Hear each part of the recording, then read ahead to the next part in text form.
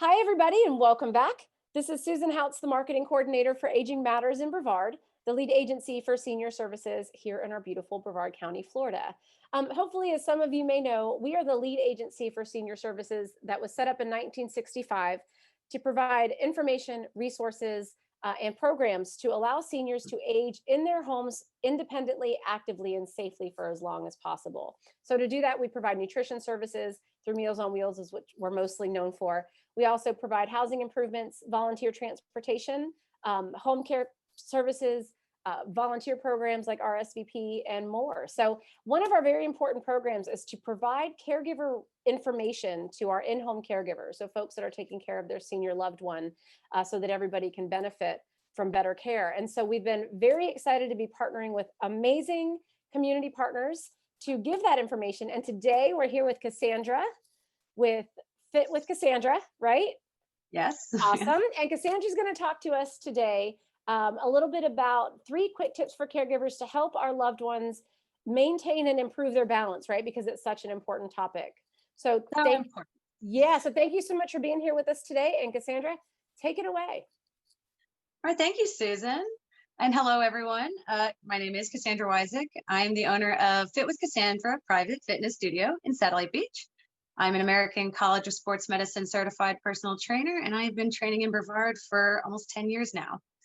I'm also the author of Everyday Fitness for Everyday People, Level 1, which is available on Amazon. And I'm very excited to be here today to share my 3 quick tips for senior fitness. Now, when talking about fitness, there are 11 major categories that we can focus on, and all of them are important for different reasons. But for today, I want to talk just about balance. So my 3 quick tips regarding balance are to practice balance exercises every day, take care of your eyes, and take care of your ears. Now, you probably expected that first tip, but you may be a little confused about the other 2. So let me just back up for a minute. I feel like to talk about balance, we need to discuss what it is in a little bit of detail because it's actually a little more involved than a lot of people realize. Simply put, balance is the ability to maintain the body's center of mass over its base of support. So balance is what allows us to navigate walking on uneven ground, like a cobblestone street, or transition from one type of ground to another, like going from walking on a sidewalk to walking on grass.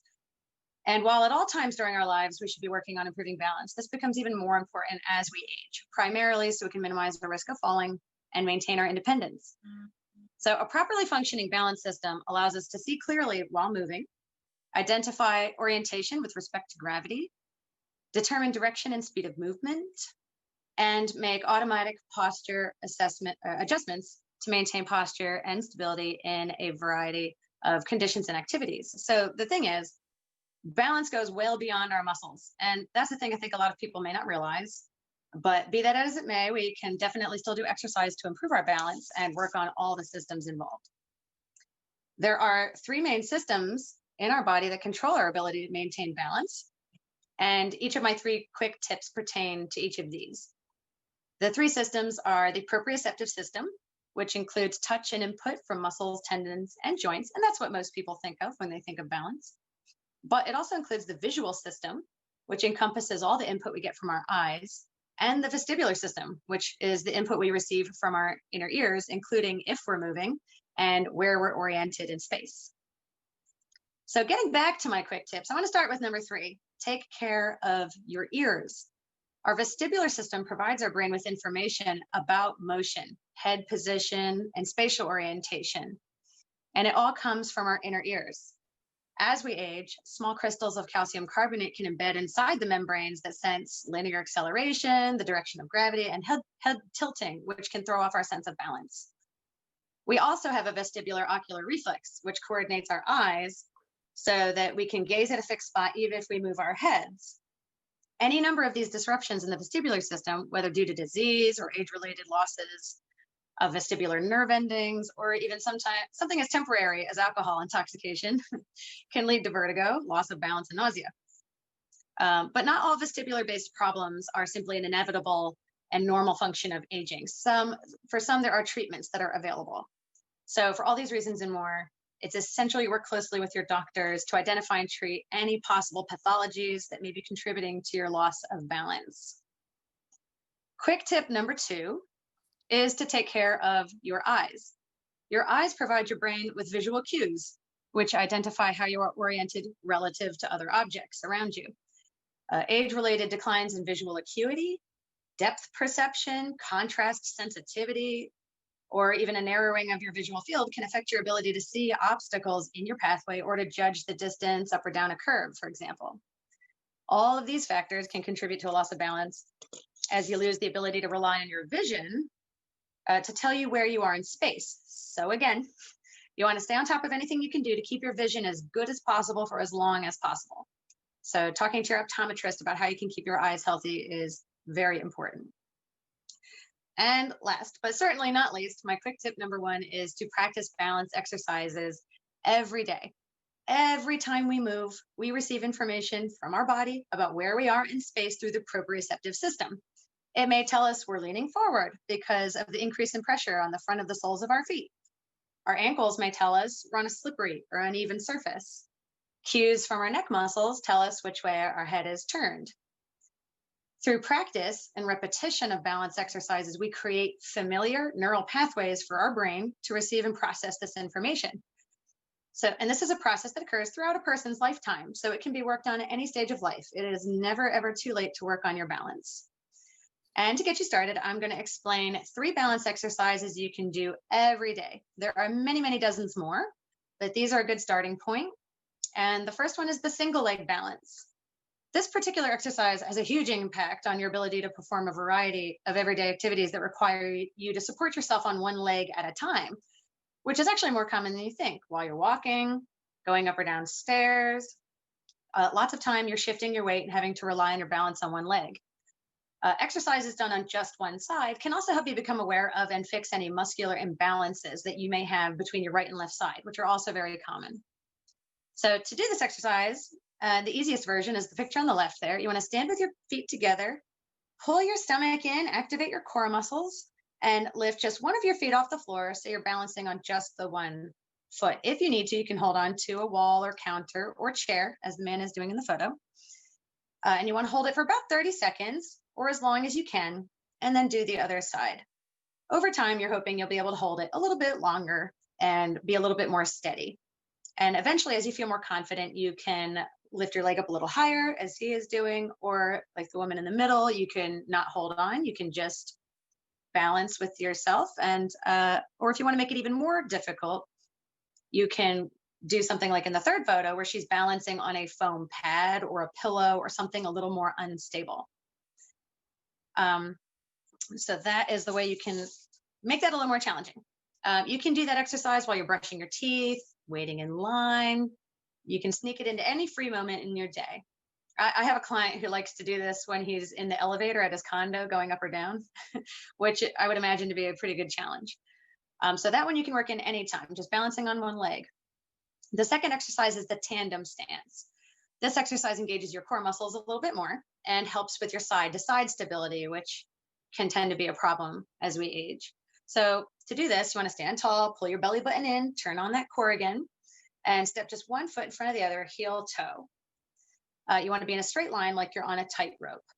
And if you can hold this for at least 30 seconds or just as long as you can and work your way up.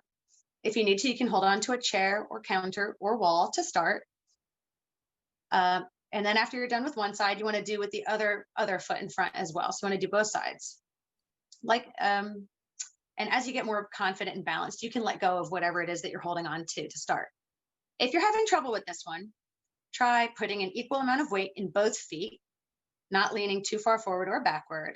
Keep your knees slightly bent and keep your head up and looking forward. I know it's always tempting to look down at where we are, but you want to kind of trust the feeling in your feet and create those pathways. So try not to look, just feel what it feels like. Now, and if you want to challenge yourself, you can also move this to an unstable surface like a foam pad or pillow, like with the single leg stance. Or if you really want to challenge, you can do this dynamically by walking heel toe across the floor like you're on a tightrope. And then if you really, really want to balance, really work on your balance and challenge yourself, you can go backward toe heel. And that's a great challenge. Our last exercise is the farmer's walk. Now, walking is a must-do daily activity, especially as we get older.